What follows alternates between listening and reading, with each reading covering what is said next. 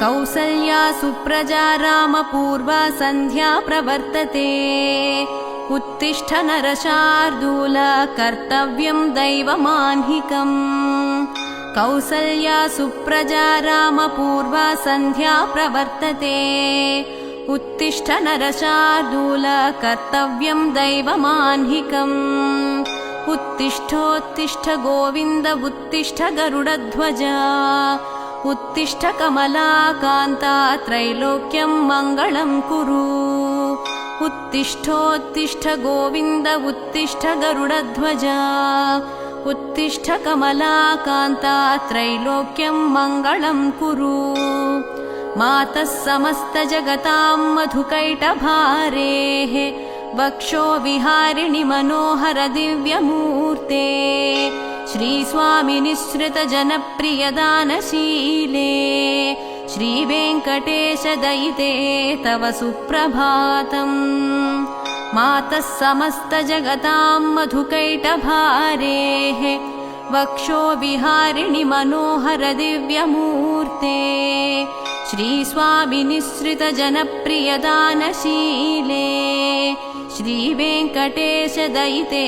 तव सुप्रभातम् तव सुप्रभातमरविन्दलोचने भवतु प्रसन्नमुखचन्द्रमण्डले विधिशङ्करेन्द्रवनिताभिरर्चिते वृषशैलनाथ दयिते दयानिधे अत्र्यादिसप्तऋषयः समुपास्य सन्ध्याम् आकाशसिन्धुकमलानि मनोहराणि आदाय पादयुगमर्चयितुं प्रपन्नाः शेषाद्रिशेखर विभो तव सुप्रभातम् पञ्चाननाब्ज भव षण्मुखवासवाद्याः त्रैविक्रमादिचरितं विबुधास्तुवन्ति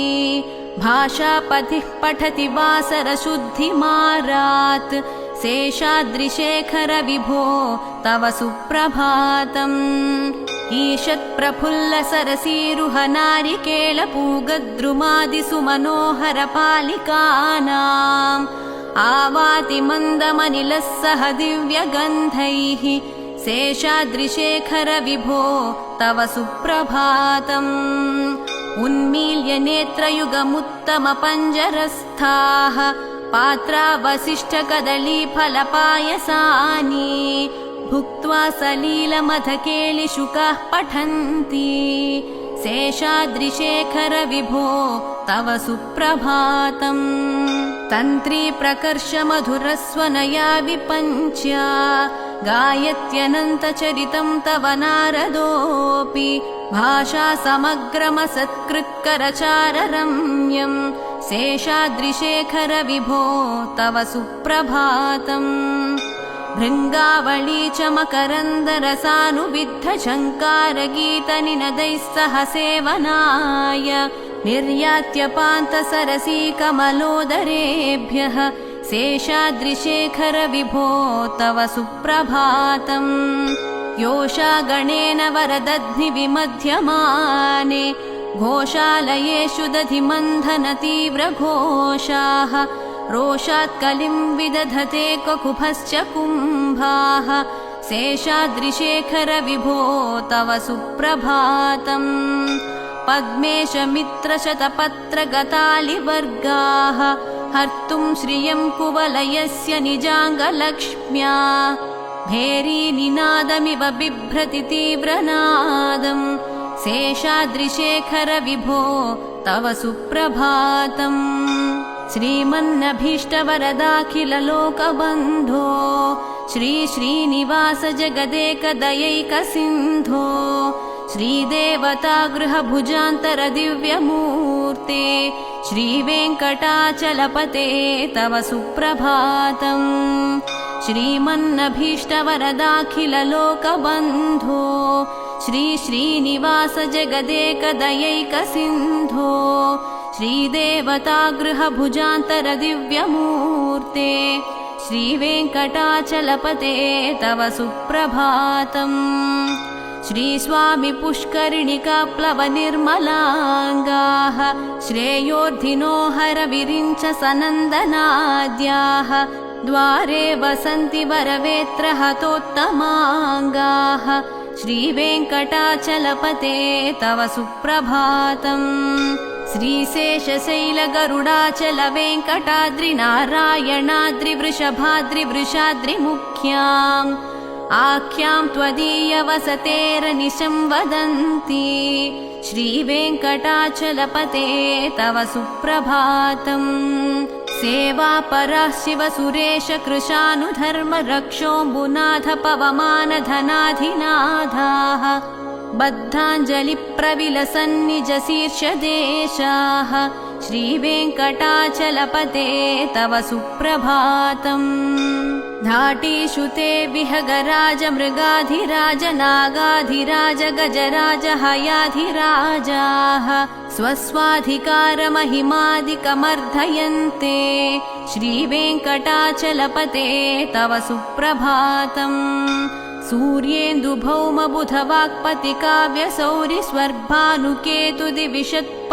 सूर्येन्दुभौमबुधवाक्पतिकाव्यसौरिस्वर्भानुकेतुदिविशत्परिषत्प्रधानाः त्वद्दासदासचरमावधिदासदासाः श्रीवेङ्कटाचलपते तव सुप्रभातम् त्वत्पादधूलिभरितस्फुरितोत्तमाङ्गाः स्वर्गापवर्गनिरपेक्षनिजान्तरङ्गाः कल्पागमाकलनयाकुलतां लभन्ते श्रीवेङ्कटाचलपते तव सुप्रभातम् त्वद्गोपुराग्रशिखराणि निरीक्षमाणाः स्वर्गापवर्गपदवीं परमां श्रयन्तः मर्त्या मनुष्यभुवने मतिमाश्रयन्ते श्रीवेङ्कटाचलपते तव सुप्रभातम् श्रीभूमिनायक दयादिगुणामृताब्धे देवाधिदेव जगदेक शरण्यमूर्ते श्रीमन्ननन्तगरुडादिभिरर्चिताङ्घ्रे श्रीवेङ्कटाचलपते तव सुप्रभातम् श्रीपद्मनाभपुरुषोत्तम वासुदेव वैकुण्ठमाधव जनार्दन चक्रपाणे श्रीवत्सचिह्न शरणागत पारिजात श्रीवेङ्कटाचलपते तव सुप्रभातम् कन्दर्पदर्पहर सुन्दर दिव्यमूर्ते कान्ताकुचाम्बुरुह कुड्मललोल दृष्टे कल्याण निर्मल गुणाकर दिव्यकीर्ते श्रीवेङ्कटाचलपते तव सुप्रभातम् मीनाकृते कमठकोल नृसिंहवर्णिम् स्वामिन् परश्वथ तपोधन रामचन्द्र शेषांश राम यदुनन्दन कल्किरूप श्रीवेङ्कटाचलपते तव सुप्रभातम् एलालवङ्गघनसार सुगन्धतीर्थम् दिव्यं वियत्सरिति हेमघटेषु पूर्णम् धृत्वाद्य वैदिकशिखामणयः प्रहृष्टाः तिष्ठन्ति वेङ्कटपते तव सुप्रभातम् भास्वानुदेति विकचानि सरोरुहाणि सम्पूरयन्ति निनदैः ककुभो विहङ्गाः श्रीवैष्णवाः सततमर्धितमङ्गलास्ते धामाश्रयन्ति तव वेङ्कटसुप्रभातम् ब्रह्मादयः सुरवराः समहर्षयस्ते सन्तः सनन्दनमुखास्त्वथ योगिवर्याः धामान्तिके तव हि मङ्गलवस्तुहस्ताः श्रीवेङ्कटाचलपते तव सुप्रभातम् लक्ष्मीनिवास निरवद्य गुणैकसिन्धो संसारसागर समुत्तरणैकसेतो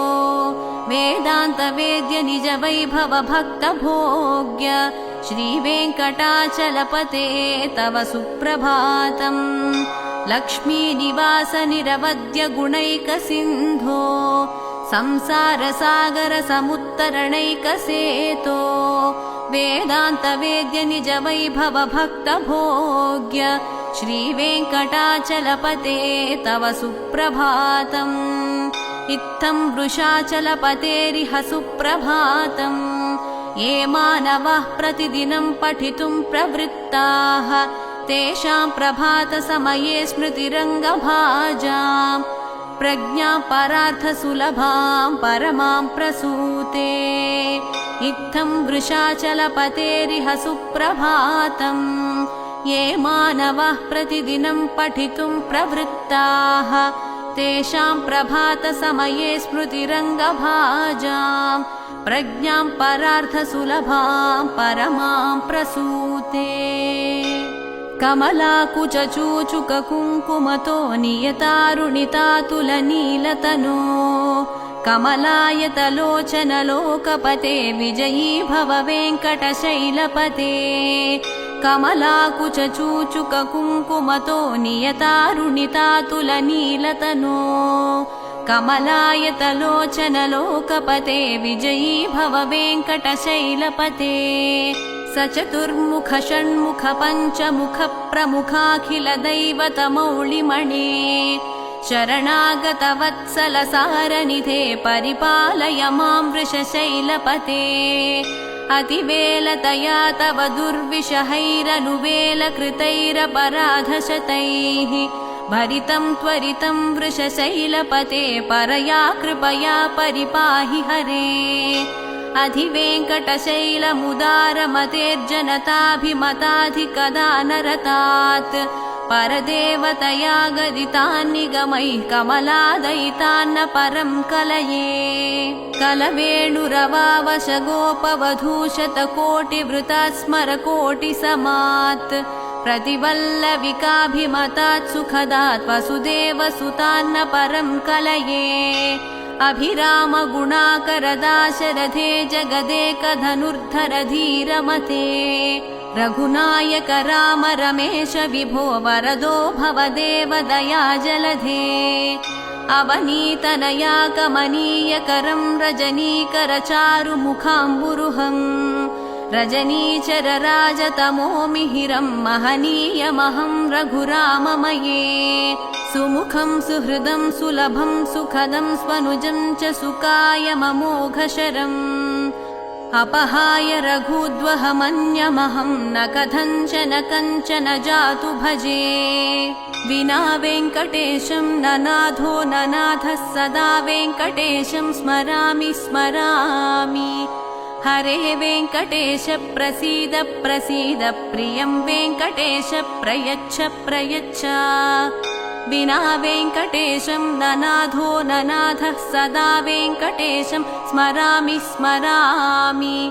हरे वेङ्कटेश प्रसीद प्रसीद प्रियं वेङ्कटेश प्रयच्छ प्रयच्छ अहं दूरतस्ते पदाम्भोजयुग्मप्रणामेच्छया गत्य सेवां करोमि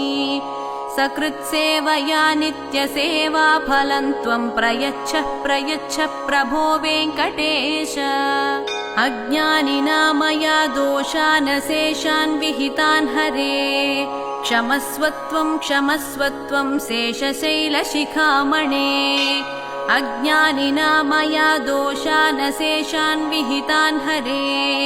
क्षमस्व त्वं शेषशैलशिखामणे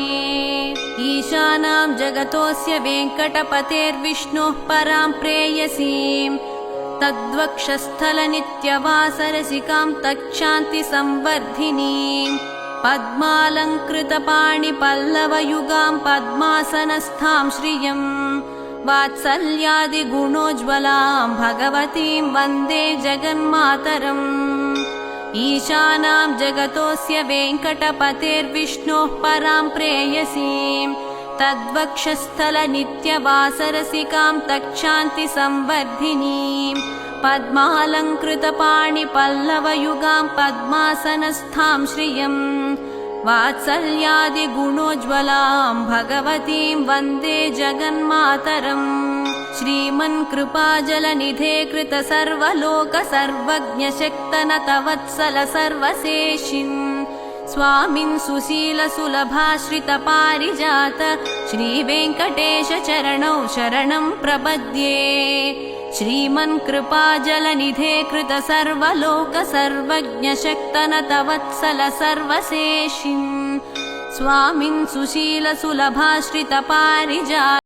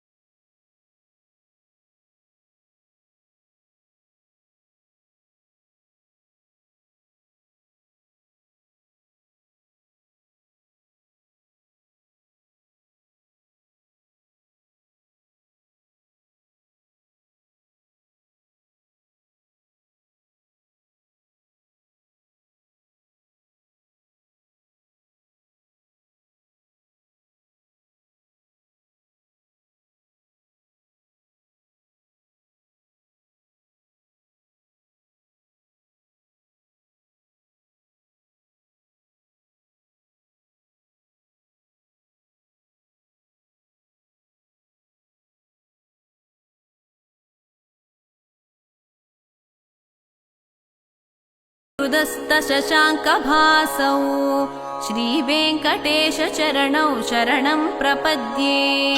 सप्रेमभीतिकमलाकरपल्लवाभ्यां संवाहनेऽपि सपदि क्लममादधानौ कान्ताववाङ्मानसगोचरसौ कुमार्यौ श्रीवेङ्कटेशचरणौ शरणं प्रपद्ये लक्ष्मीमहीतदनुरूपनिजानुभावनीलादिदिव्यमहिषीकरपल्लवानाम् आरुण्यसङ्क्रमणतः किल सान्द्ररागौ श्रीवेङ्कटेशचरणौ शरणं प्रपद्ये नित्यान्नमद्विधि शिवादिकिरीटकोटिप्रत्युक्तदीप्तनवरत्नमःप्ररोहैः नीराजनाविधिमुदारमुपादधानौ श्रीवेङ्कटेशचरणौ शरणं प्रपद्ये विष्णोः पदे परम इत्युदितप्रशंसौ यौ मध्व उत्स इति भोग्ययताप्युपात्तौ भूयस्तथेति तव पाणितलप्रदिष्टौ श्रीवेङ्कटेशचरणौ शरणं प्रपद्ये पार्थाय तत्सदृशसारथिना त्वयैव यौ दर्शितौ स्वचरणौ शरणं व्रजेति भूयोऽपि मह्यमिहतौ करदर्शितौ ते श्रीवेङ्कटेशचरणौ शरणं प्रपद्ये मन्मूर्तिकालियफणे विकटाटवीषु श्रीवेङ्कटाद्रिशिखरे शिरसि श्रुतीनां चित्तेऽप्यनन्यमनसां सममाहितौ ते श्रीवेङ्कटेशचरणौ शरणं प्रपद्ये अम्लानहृष्यदवनीतलकीर्णपुष्पौ श्रीवेङ्कटाद्रिशिखराभरणायमानौ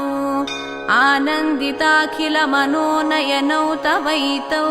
श्रीवेङ्कटेशचरणौ शरणं प्रपद्ये प्रायः प्रपन्नजनता प्रथमावगाह्यौ मातुः स्तनाविव शिशोरमृतायमानौ प्राप्तौ परस्परतुलामतुलान्तरौ ते श्रीवेङ्कटेशचरणौ शरणं प्रपद्ये सत्त्वोत्तरैस्तततसेव्यपदाम्बुजेन संसारतारकदयार्द्रदृगञ्चलेन सौम्योपयन्तृमुनिनाममदर्शितौ ते श्रीवेङ्कटेशचरणौ शरणं प्रपद्ये सत्त्वोत्तरैस्तततसेव्यपदाम्बुजेन संसारतारकदयार्द्रदृगञ्चलेन सौम्योपयन्तृमुनिनाममदर्शितौ ते श्रीवेङ्कटेशचरणौ शरणं प्रपद्ये श्रीशश्रिया घटिकया त्वदुपायभावे प्राप्ये त्वयि स्वयमुपेयतया स्फुरन्त्या नित्याश्रिताय निरवद्यगुणाय तुभ्यं स्यां किङ्करो वृषगिरीश न जातु मह्यम् श्रीशश्रिया घटिकया त्वदुपायभावे प्राप्ये त्वयि स्वयमुपेयतया स्फुरन्त्या नित्याश्रिताय निरवद्यगुणाय तुभ्यं स्यां किङ्करो वृषगिरीश न जातु मह्यम् श्रियः कान्ताय कल्याणनिधये निधयेऽर्धिनां श्रीवेङ्कटनिवासाय श्रीनिवासाय मङ्गलम् श्रियः कान्ताय कल्याणनिधये निधयेऽर्धिनां श्रीवेङ्कटनिवासाय श्रीनिवासाय मङ्गलम् लक्ष्मी सविभ्रमालोकसुभ्रूविभ्रमचक्षुषे चक्षुषे सर्वलोकानां वेङ्कटेशाय मङ्गलम् श्रीवेङ्कटाद्रिशृङ्गाग्रमङ्गलाभरणाङ्घ्रये मङ्गलानां निवासाय वेङ्कटेशाय मङ्गलम् सर्वावयसौन्दर्यसम्पदा सर्वचेतसां सदा सम्मोहनायास्तु वेङ्कटेशाय मङ्गलम् नित्याय निरवध्याय सत्यानन्दचिदात्मने सर्वान्तरात्मने श्रीमद्वेङ्कटेशाय मङ्गलम् स्वतः सर्वविदे सर्वशक्तये सर्वशेषिणे सुलभाय सुशीलाय वेङ्कटेशाय मङ्गलम् परस्मै ब्रह्मणे पूर्णकामाय परमात्मने प्रयुञ्जे परतत्त्वाय वेङ्कटेशाय मङ्गलम् आकालतत्त्वमश्रान्तमात्मनाममनुपश्यताम् अतृप्त्यमृतरूपाय वेङ्कटेशाय मङ्गलम् प्रायस्वचरणौ पुंसां शरण्यत्वेन पाणिना कृपया दिशते श्रीमद्वेङ्कटेशाय मङ्गलम् दयामृततरङ्गिण्यास्तरङ्गैरिव शीतलैः अपाङ्गैः सिञ्चते विश्वं वेङ्कटेशाय मङ्गलम् स्रग्भूषाम्बरहेतीनां सुषमावहमूर्तये सर्वार्तिशमनायास्तु वेङ्कटेशाय मङ्गलम् श्रीवैकुण्ठविरक्ताय स्वामि पुष्करिणीतटे रमया रममाणाय वेङ्कटेशाय मङ्गलम् श्रीवैकुण्ठविरक्ताय स्वामि पुष्करिणीतटे रमया रममाणाय वेङ्कटेशाय मङ्गलम् श्रीमत्सुन्दरजामातृमुनिमानसवासिने सर्वलोकनिवासाय श्रीनिवासाय मङ्गलम् मङ्गलाशासनपरैर्मदाचार्यपुरोगमैः सर्वैश्च पूर्वैराचार्यैः सत्कृतायास्तु मङ्गलम्।